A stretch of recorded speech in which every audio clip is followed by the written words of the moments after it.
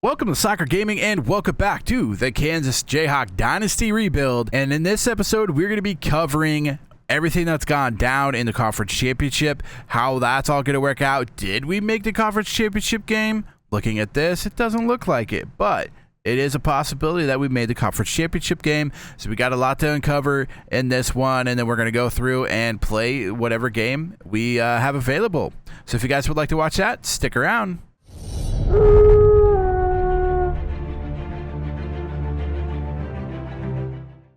Austin Max, a quarterback for Alabama, is going to win himself a Heisman Trophy this year. We'll have to see if we win any awards coming up here. Looks like John Kamara wins the Best Defensive Player of the Year award. I figured that would happen just based off of how many times he won Defensive Player of the Week awards.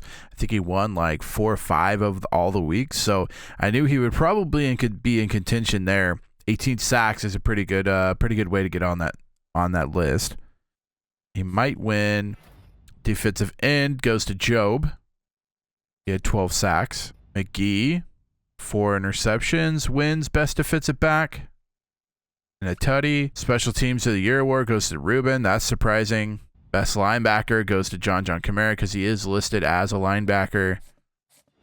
Job wins the Lombardi Award. And we will be playing in the Texas Bowl. So it looks like we lost out on the playoffs.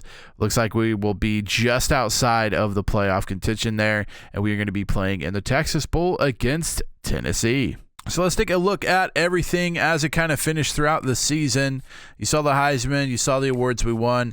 Let's take a look at the conference standings after the Big 12 championship game. It's Iowa State and Arizona, both of them finishing 7-2, Texas Tech 6-3, Kansas State 6-3, and us 6-3. It would be interesting to see who actually made it in. I'll look here in a second, but we go into it ranked. Iowa State number 11, number 13 is Kansas, number 14 Texas Tech, number 15 Arizona, and number 17 Kansas State. So all of us within 6 of each other. So we have 5 teams in the final 6 there, and so it's interesting to see. Let's take a look at how everything kind of played out. We'll take a look at the conference championship game between Iowa State and Arizona, I believe, would be the championship game. Looks like Iowa State wins by 1 point, able to pull off the win against Arizona. So Iowa State will be into the playoffs. Arizona will probably drop down. I'm honestly a little bit surprised we didn't make it into the conference or into the playoffs just based on Alabama got upset against Texas A&M. Yeah, Florida State beating Miami pretty handedly. USC losing to Oregon. Nevada. Tulane winning. Yeah, Texas A&M beating Alabama, which I guess opens up a slot for them because Texas A&M probably would have made it in without beating Bama there, but the fact that they beat Bama puts them and Bama in. I don't think Arizona makes it in after losing. We'll have to see if only one Big 12 team made it in. I mean, if they did, so be it. Liberty won. I doubt they make it in, but we'll see. Yeah, interesting. Well, Liberty might make it in. They're 13-0, 8-0. They might make it in. We'll have to see how it all works out in the college football playoff bracket. And here is the bracket. It looks like Liberty did make it in against number 2 Notre Dame. North Carolina and Alabama will be playing in that 9-8 spot. Miami makes it in even after losing, right? I think they lost against LSU. Texas and Clemson. So yeah, only one Big 12 team makes it in this year, and it's going to be Iowa State there at the 3 seed. They will be playing the winner of Miami and LSU, and then Florida State will be playing the winner of Texas Clemson. Oregon will be playing the winner of Alabama, North Carolina, and Texas A&M squeezing in there will play the winner between Notre Dame and Liberty. So yeah, only one Big 12 team made it in, and it really stinks because you're thinking, well, there's 12 teams that make it in, and everything works out. If you're the 12th team in the nation, you could possibly make it, but it doesn't end up being that way. Looks like Liberty at 22 makes it in, kind of taking away that number 12 spot, and then Texas A&M winning at number 16 kind of moves that ball there as well. So Iowa State making it in. They would have made it in anyway, just being ranked 11th. But you basically lose out 12 and number 11 for 16 and 22 there. So whoever ends up being 12 and 11 doesn't make it in. So that all being said, wrapped around the world and everything, this is the college football playoff. This is what we have to look at. Just making some projections here. I'm going Notre Dame over Liberty. I'm going Alabama over North Carolina. I'm going Miami over LSU there, and then I'm going Clemson over Texas.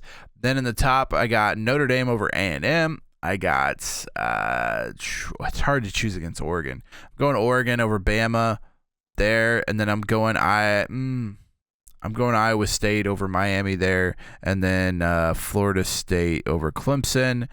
Then at the top, got to go Oregon. Got to go Oregon there over Notre Dame, and then I'm going Iowa State over them, and then I'm going Oregon, Iowa State with an Oregon win is what I got for the national championship. That bottom side, LSU could go through and win it all too. Florida State, I mean, even Clemson or Texas could go all the way through. Florida State doesn't really perform well in the football playoffs, it seems like. So that's what I got for the college football playoff. Unfortunately, we are not able to make it in after conference championship games. We end up being number 13, so we actually got moved down. Washington State jumped us. Iowa State in there at number 11 now, so we dropped down. So yeah, we lost out by 2 spots basically. Everybody else, no, Georgia didn't make it in. So I guess all of these until Georgia, and then Georgia loses out to Iowa State, and then that Texas A&M game makes them in, and then Liberty makes it in there as well. So yeah, that's where the last spots were. Georgia, Washington State, and then us. So we weren't even actually that close to speak of with how everything would have fell. Washington State would have made it in before us, and Georgia would have made it in before us. So that all being said, hey, I'm happy we got a pool game. It wasn't necessarily the greatest season. It wasn't a season really where I thought we would be even in the chance of getting into the college football playoffs. Honestly expected us to finish mid-tier in the Big 12, and we ended up say mid-tier. We ended up finishing 5th in the Big 12. So I guess that could be mid-tier. I was thinking more towards like BYU, Houston. I was thinking more of like a 7-5 season. I've actually would have been happy with going 7-5, but we ended up going 9-3, and I'm happy about it, I guess. So we'll go through and we'll look at all this stuff, and we'll figure out what we're gonna do in the Tennessee game. And next week we'll probably be going through all the stats and everything as well, kind of finishing off the season and seeing how we did, and then progressing through the college football playoffs, trying to get some recruits coming and all that. But in this episode, we're gonna just basically be doing the Tennessee game and then all of these right here. Taking a look at early National Signing Day. Let's go ahead and move all of these guys where they need to go, so we could take a look at who we got. Unfortunately, we lost out on Bibbs. Bibbs was a guy I really, really wanted. I thought he was going to be really, really good. Unfortunately, he chose to go to Coast Carolina, so we lost out on that last week. But we did grab a couple of big-time recruits, some 3-stars there as well. Looks like Alabama came in and basically offered him a scholarship, and he said, okay.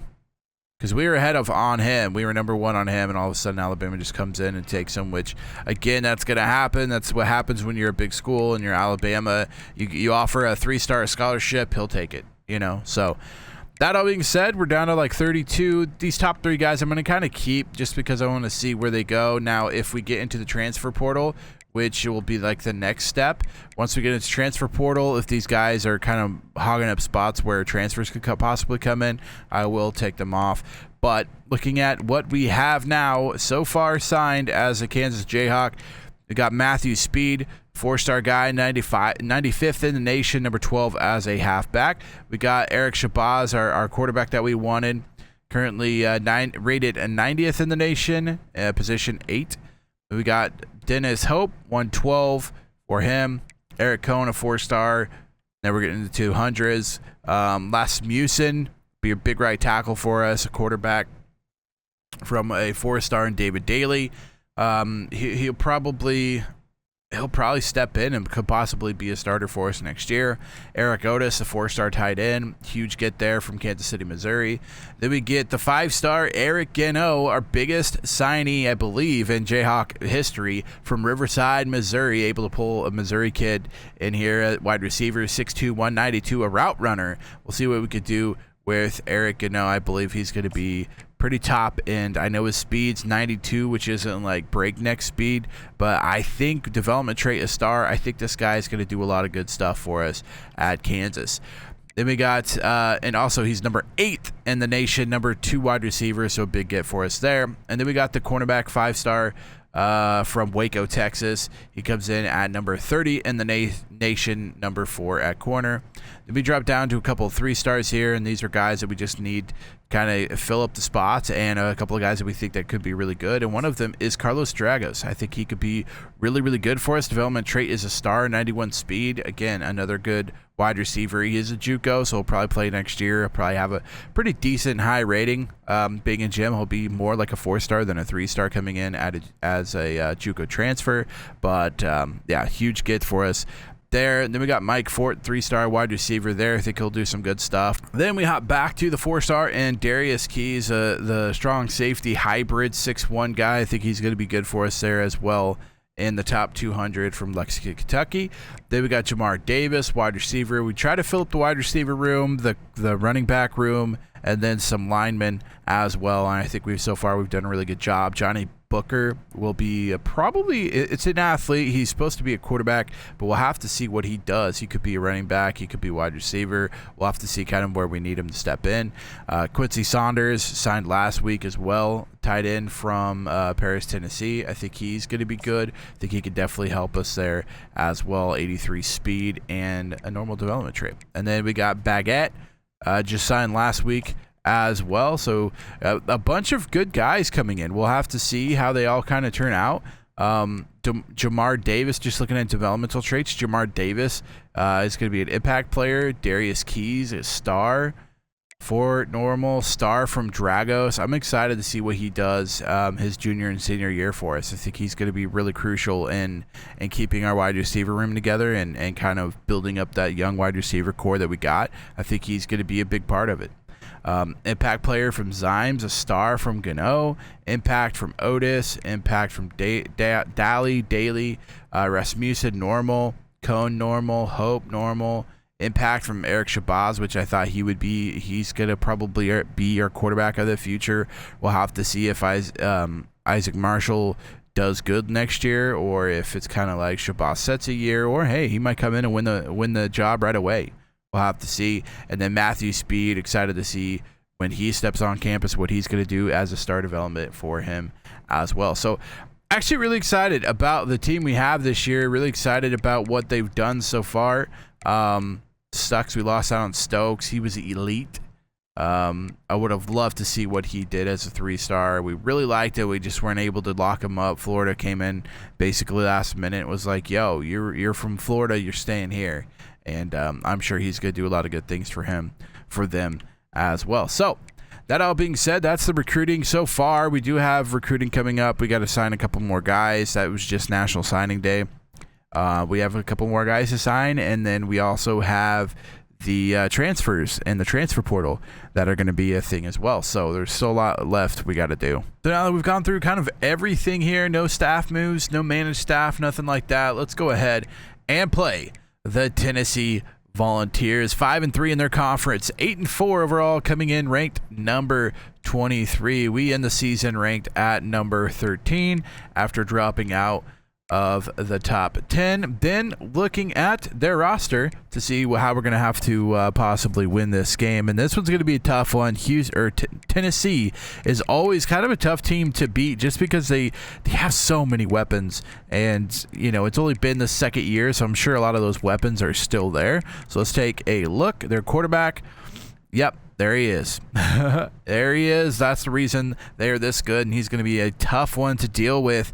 Last year a freshman, this year a sophomore, still a 91 overall elite, 85 speed is elite, I would say. Not to mention they brought in DJ Harris. I actually looked at this guy last year because his speed was so fast, but we are not able to get him. He goes to Tennessee, so they're going to have another fast guy right behind Amanaleva, I believe is his name, after he leaves, after I would assume his junior year, probably a top 5 pick. Once he leaves, DJ Harris probably take over that starting role. Halfback, elite, 94 overall, 95 speed. Wide receivers, they got elite. Isaiah Bond, he's elite. 90 overall, 89 or 98 speed. Sorry, you don't want to go under his speed. 98 speed for him. Brazel the second, 85 overall, 90 speed, 94 from Leacock, Webb 92. I mean, they just got speedsters everywhere. It's going to be a tough one. Then we go to tight end, and you think, oh, well, maybe at least their tight end's not good. No, he's pretty good. 85 overall, 82 speed from him. Left tackle's decent, 83. Left guard, border on elite, 87. Center, below mid. Right guard, about average, 85, and then 83 at the right tackle is about average as well. So this offense is going to be tough to stop. Now, I will say that I like our defense. I've liked our defense all year. It's whether or not we can stop the big plays. And if we could get ahead and force them to throw, we usually stand a better chance. Usually the problem becomes when they can run and we don't know if they're going to run or pass or whatever. That's usually when we have problems. So if we can get them where they are throwing and we can kind of contain their quarterback, then I feel like we stand a chance there. Going over to their defensive side, they're pretty darn good there as well. 85 overall for the left end there, 82 speed. Right ends, 83 overall, 74 speed. Defensive tackles, decent, 83 and 82 there. Left outside linebacker is okay at 80. Middle linebacker is pretty decent. I'd say mid at 84. Right outside linebacker is a 79. Then we go to their corners, which are their two main kind of guys. Both juniors, 88 overall, 93 speed, 86 overall, 91 speed. So not going to be probably able to do much against their corners, but honestly, that's fine because I feel like our rushing attack is kind of what is our best game right now. And their offensive or their defensive line's not as good as their corners are. Then we go to free safety, 84 overall, 88 speed, and strong safety, 84 overall, 91 speed. So they kind of have playmakers everywhere on the offensive side. Their defensive side is about just as good. I mean, I wouldn't say their defense has too many playmakers besides their corners, but they're all decent. So it's not going to be like, well, we could just run it down their throat. They won't be able to do anything about it. I mean, their defensive line is going to be stout enough to be able to deal with that. So this could be a tough one. I would argue and say that this be a top 2 or 3 team that we've played this year. This team's going to be really good. So we're going to strap it on. We're going to hopefully get the dub here as we are considered the home team. We're going to put on some cool unis, and then we'll jump into it. Houston, hello. Glad to have you with us at NRG Stadium as we are set to find out who will walk away with the trophy as champion of the Tax Act Texas Bowl. Weeks of additional practice and prep for bowl games not only can set the tone for what we're going to see in this game, but for what might be in store next season as well. As we'll see the number 23 team in the country, the Tennessee Volunteers, taking on the 13th ranked team in the land, the Kansas Jayhawks. For EA Sports College Football, I'm Reese Davis, joined here in the booth, as always, by David Pollack and Jesse Palmer. Guys, let's tee this one up.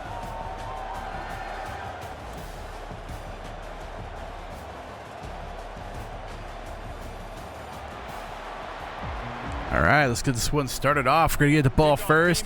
Allows us a chance at kind of imposing our will and getting ahead early. On the move from inside his 5. He was looking for some running room, but not much to be found as he stopped at the 18. So the Kansas Jayhawks offense will take the first swing of the game. And here he comes, the guy who pulls all the strings in this attack. All right, let's get it started. One safety over the top. Offense always seems to know what the answer is to the test. Always in control. The receivers know they're going to get the beautiful. Love to see that. They make the stop, trying to pick up just a little bit of Get that run game going early. Stewart kind of getting the start here today. You know, after the couple of games that he's had lately, I mean, he deserves a start.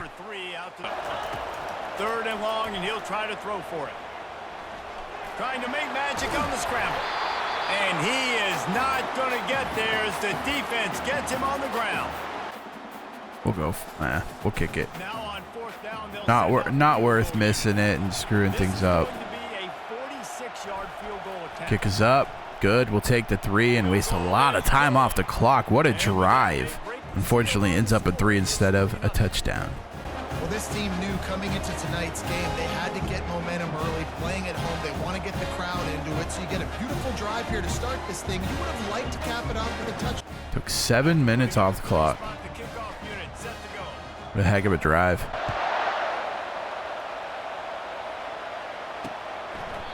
And it'll come out to the 25. No attempt at a return. So Tennessee's offense will have its first possession of the game. Here are our impact players for this game, and it goes beyond executing an assignment to make an impact in the game. Yeah, obviously we were talking to both coaching staffs this week, and we asked them who needs to step up and play well. They immediately pointed to oh my goodness. Right, well, that just happened. The freshman gets burned. And he just kept running, and he ran away from the crowd, and he'll take it in. Touchdown ball! A lot of times you see those receivers, as soon as they get by the DBs, you know, that hand goes straight up in the air. I got him. I got to step on him.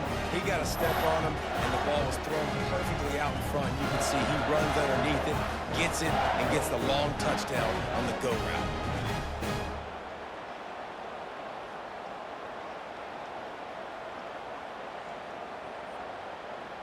To be able to cash in on this drive, David, after having to punt it last time. Yeah, and I think this offense needs to. Here we go. We'll take that. Job, Ham. 7 on 3rd down. To throw, it's Daniels. Getting some heat. Take that. We'll take that, Jalen. Punching down the field. Running back goes in motion. To the ground with the back. Okay, Highshaw. Okay, Highshaw. Do your thing. The stop is. Here's the snap, looking to throw. Oh, it's beautiful. Let's go, Ham. Into the end zone. Touchdown, Rock Chalk. Field shrinks. Tight end grows. Ham's going ham. Big results. I've never heard it put that way, but you're dang right. That guy is so big. A lot of times you get a DB matched up on him. He can just post him up. A linebacker, he can run by him. So that's why these tight ends are so dangerous down here in this red zone. Now, 3rd and short from the 49. Is this 4-down territory? From the gun, wants to pass. Dang. On target to the left. Really nice pickup on that one as they get it to the 36. It'll be 1st down. Well, look, that wasn't a touchdown, but that was a massive play for this offense. They needed some momentum. They needed to find a rhythm, and what better way than converting. Can't leave him that wide open, right? Come on now. Throwing across the field like that, where are we at?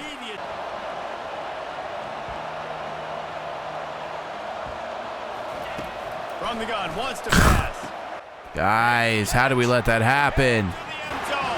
Touchdown, Tennessee!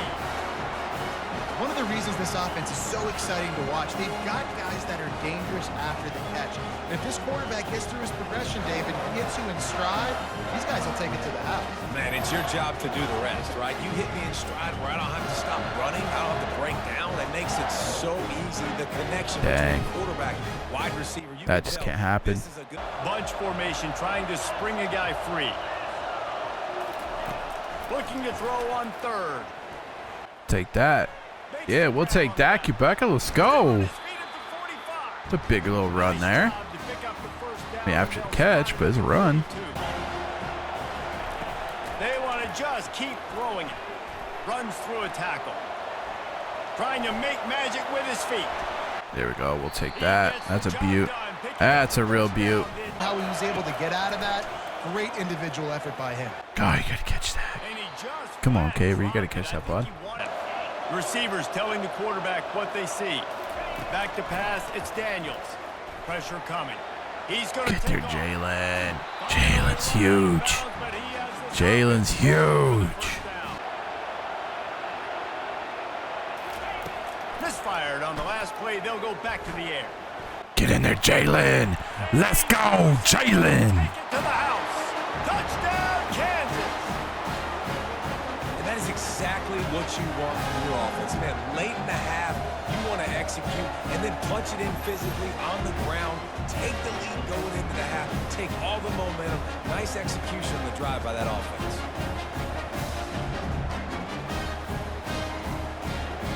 Hey, just what we needed right before half. Just what we needed. Now we got to stop him in 53 seconds, which is this ain't going to be easy to do. All right, offense did what they needed it to do. Now it's defense's turn. We'll take it in halftime too, Paul. But I'm trying to put some points up right here. Be aggressive, set the tone, be like, hey, listen, this is what you're going to get in the second half. 10 to the air. It's Iamaleava. Damn, same play. Complete to the right. He's going to pass. Wow. All kinds of room. Took him, what, 20 seconds to get all the way down the field? Complete because he did a great job of getting to the quarterback. He's in the pocket, yeah, he's comfortable, but you get in there and you get a hit on him. Now Got beat deep again. Wow, that corner's struggling today. We're struggling today, the Frosh. That touchdown grabbed the 25th of his career. Not surprising either. When you've got this guy's ability at that position, quarterbacks are going to be looking for you. 25 touchdown catches, that's an impressive thing. Yeah, he's definitely one of those guys that have been so big time. Big time moments, clutch plays, makes those contested. That wasn't him over there, it's Croft. Daggum, guys. 36 seconds. That is why we wanted to slow the game down. Because their offense is good. Never mind, apparently he didn't catch it. The right play call and everyone on the same page here. Just enough time for one final play of the half. They're going to try to throw for it on third down. Oh, he loves to fire down. Didn't catch it that time either. Wow. It's incomplete, and they tried to get one on the board before the break and couldn't quite make the connection. That's the end of the second quarter. That means it's time to join Kevin in our halftime update. Thanks, fellas. The end of a very entertaining first 2 quarters of football. And the story of the half has been that elite corner. We were told he was tough to throw against. He's basically taken away an entire side of the field when he's out there, causing turnovers and getting physical. How often do we say that about lockdown guys? And how this offense schemes against him in this second half will be fun to watch. I don't know about you, but I'm ready to watch this one unfold. Back to our guys in the booth. Okay, got some work to do in the second half. Defense got to step up. Can't let these big plays keep happening. Dropping back, it's Iamaleava. Come on, you got to get there. Come on, guys. Third and short, third and medium, third and long. That'll work. That'll help. I like that. And when you think about Tennessee offense, man, when they got their trigger man, and they've had some. There we go. That's big. That's a big thing. Let's go. Come on, Die. Good job, defense. Stepping up, making a play. Defensive backs have tough jobs. I mean, you think about whether you play nickel, whether you play dime, whatever it is, you put more DBs on the field. It's more speed. It's more guys that can cover, but they also got to cover that ground. But to cover the ground and make the pick, a lot of times you don't see that. Superb effort by that guy.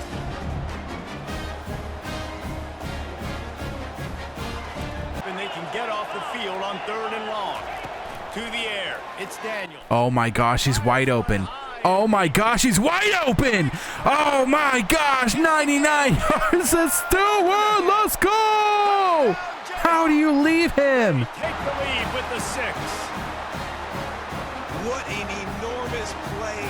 The freshman star steps up again. You're in that end zone, and you're backed up, and you could take a safety. What's going through your head? Oh, man, your clock's going off. You know you got to get the football out quick, but I'll tell you, you're also licking your chops because you know in this area of the field, you probably have one-on-one opportunities to the outside. So if you get time and you're able to make an accurate throw, you could hit pay dirt, and they just did right there, going 99 yards to the crib. Unbelievable. You throw you do that play and you throw that because you're just trying to get basically out of it, and then you end up throwing a 99-yarder.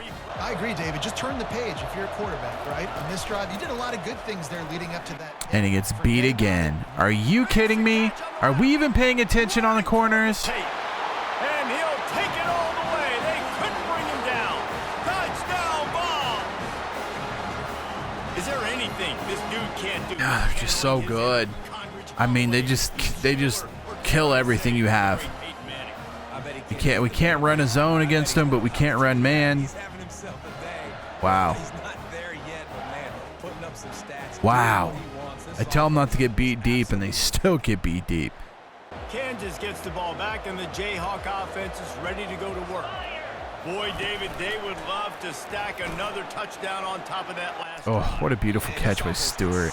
I mean, he's had such a great freshman year. So excited to see him. I mean, for sure, he's probably the halfback of next year, right?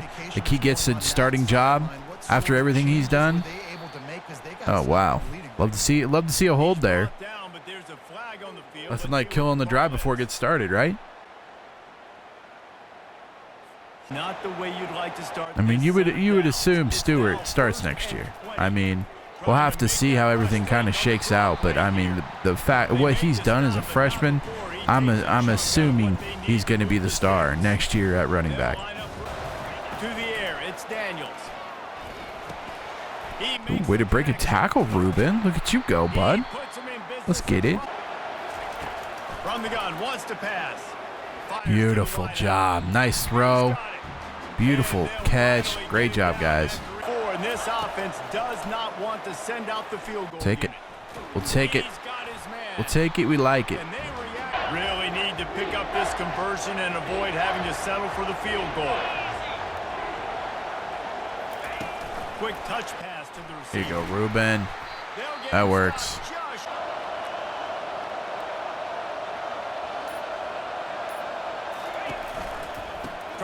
There we are. There we are. Nice smooth drive. They move on top here in the fourth. And this offense really showing their physicality, running the football when it matters, in the fourth quarter, in crunch time, to take the lead in this football game. On that puppy. On third and long. Get him. Let's go. That's huge.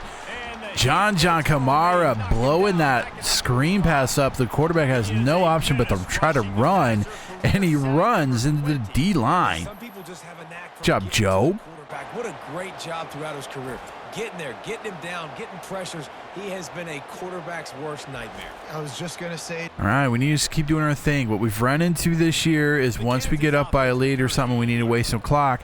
We don't get first downs, and then we basically squander the lead anyway. So we just got to keep attacking like we have been, keep running it like we should be if we were down. And he knew exactly. Third down from their own 34 as they try to keep the drive moving. Get upfield, get upfield. Thank you for pushing forward. I love it. Solid. From the gun, wants to pass. Hold on to it. Damn. I think we don't really trust our defense here to make a stop. I think we have to go for it. I don't think we could trust our defense right now to make this stop. Already with a one-possession lead.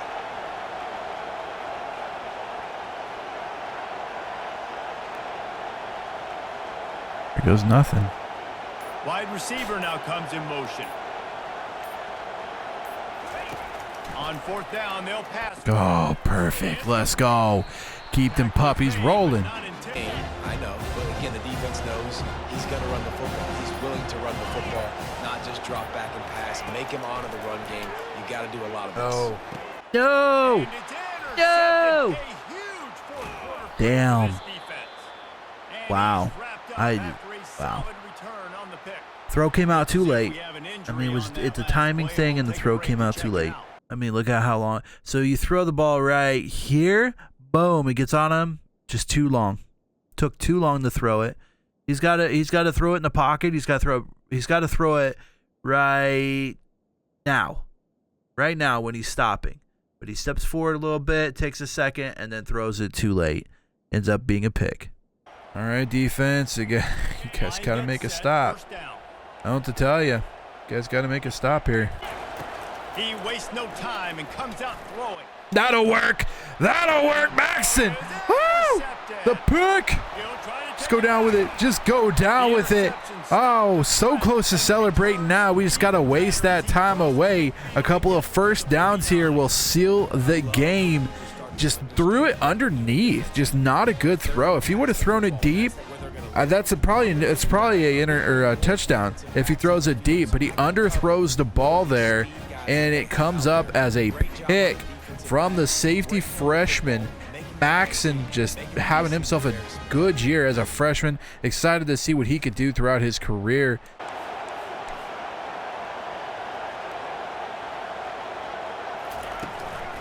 They'll leave it with him. That'll help.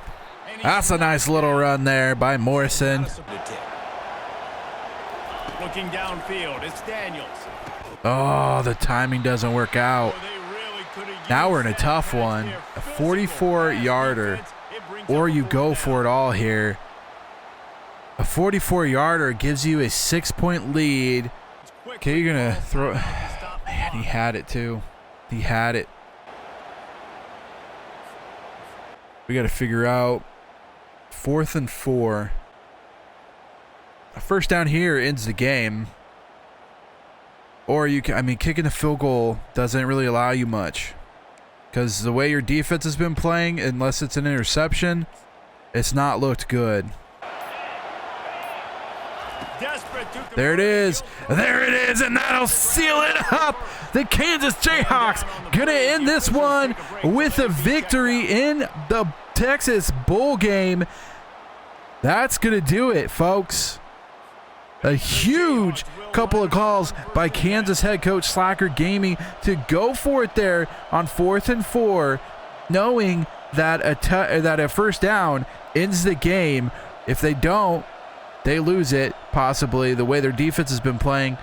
You know, to call that play and to execute it, amazing. Well done, Kansas. Happy with the situation, the quarterback will take a knee. So after stumbling around a bit earlier this season, they put together 3 consecutive wins and seem to have righted the ship.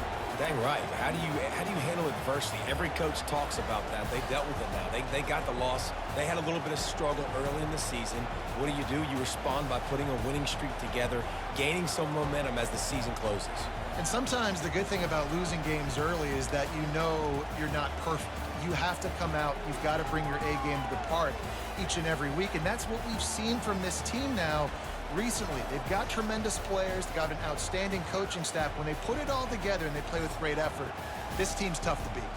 That's going to do it. That is absolutely huge. The way we gone out and we stuck to the game plan and just executed more on defense is really what it came down to. Those interceptions there at the end were huge. Offensively, we just suffocated the ball. Almost 33 minutes of the 40 minutes we had the ball. They had their ball for 7 minutes. Now, granted, impressive 7 minutes, I'll give them that. But then the 2 turnovers is really what sealed the game there for us at the end. And then, honestly, going for it on 4th down, the 2 times we converted were huge. Really kind of put the nail in the coffin there. Didn't really stop much on 3rd down, neither did they. Look at our 3rd down conversions, huge. 14 of 19 on 3rd downs is really, really big. And, we were just able to get the job done on defense is really what it came down to. So they ran, 36 plays? We ran 36 passing attempts. We also had another 39 rushing attempts. So, we had more than double the amount of plays on offense. We were able to just kind of do our Kansas thing, slowly go down the field and score while they did the deep hitters. And the deep hitters work, don't get me wrong, but they didn't execute all of the time, and the 2 picks really ended up costing them in this one. Rushing wise, a good day for us. We kind of stopped them. 3 yards of rush ain't bad on defensive side, and then they just scorched us offensively. But again, these are all just big plays. These aren't even 5 yard, 8 yard passing attempts. These are 7 40, 80, you know, like those types of things. And it still, I mean, we were able to get the job done basically by just controlling the game possession-wise. Again, this is what I'm saying. To control the game like that against a high-powered offense, if they get the ball 2 or 3 more times, they're probably scoring at least 2 of those. But by holding them down to, well, how many times did they have the ball? Looking at it, 1, 2, 3, 4, 5, 6 times maybe is how much they had the ball in this, and to only get 6 attempts to be able to, I mean, it's probably more than that, but they had the ball like maybe 6 times. They scored 4. They threw a pick and 2. I mean, that's the game. So to be able to limit the amount of time they had the ball is really, I think, what won us the game. Jalen had himself a good day passing, actually. 285 yards, 2 passing touchdowns, and that 1 pick. Unfortunately, just threw that late. I mean, great thing, though, that our defense was able to make a stop, and that interception didn't cost us anything, really. Rushing-wise, Jalen Daniels did his thing rushing. Stewart had a good day as well. Morrison had a good day. Shaw had that 1 big run there. And then Jalen kind of was able to do enough with his feet, and that's kind of what he's done all year with the wide receiver core we have. We don't have the ability to just air out the ball. So Jalen's had to do a lot this year rushing on the ground, and he did it here again today. Receiving wise, pretty even. Stewart had a big day through the receiving. I mean, that 1 big, what was that play? 99-yarder? Yeah, 100-yard is what they counted it as. I mean, he had himself a day there with that. Basically, that 1 play was just huge for us offensively. That really kind of got us out of. I mean, we almost had a safety on that sack by Jalen. Luckily, they put it at the half-yard line. We get a false start attempt there, and it's like, I mean, we're talking like a 1/3 of an inch away from the goal line, and just to lob one up, trust your guy Stewart to go out and get it was huge. And Stewart comes down with it and then runs it the rest of the way. I mean, that's really, really big. That's a really big play. There's so many big plays in the game. I mean, you think back and you're just like, oh wow, that play was amazing. You know, the Stewart one was great. Going to the blocking side, giving up 3 sacks. Baines had 2, and I believe he had a holding call there as well. So Baines struggling today. Normally a really good job for us there. Defensive wise, I mean, again, we did enough. The defense was not good, but we did enough. 2 sacks, 1 by Withers, 1 by Job, and then the 2 picks by Maxon and Dye were both very, very, very big in the game, and that's pretty much just the outcome. I mean, again, all we did was make sure that they didn't get the ball too many times, and that was enough to get the job done and then the bowl victory. And hey, we're going home with a Texas Bowl win. I love to see it. Great season all around, honestly. I mean, we'll kind of go through things in the next episode about who did what and all the stats and everything, and then we'll kind of figure out who's and the Texas Bowl winners, your Kansas Jayhawks. And again, we will go through all the stats and stuff in the next episode and see basically who's moving on, who's transferring, all that good stuff will be in the next episode. And then we'll probably start the off season in general. We'll cover all of the stuff going on with the college football playoff, and then we'll see where it goes from there. But a good season all around. Finished the season at 10-3, 6-3 in the conference. I believe we are 5th in the conference to finish it, but we get the bowl win against Tennessee, who is a very, very good team. Love to see it. Rock Chalk Jayhawk. If you guys enjoyed this video, make sure you give it a big thumbs up. Also, feel free to hit that red subscribe button so you don't miss out the rest of the year, basically finding out who wins the college football playoff, and then also figuring out who's leaving, who's staying as a Kansas Jayhawk, and what the team will look like going into next year. Until next time, Slacker out.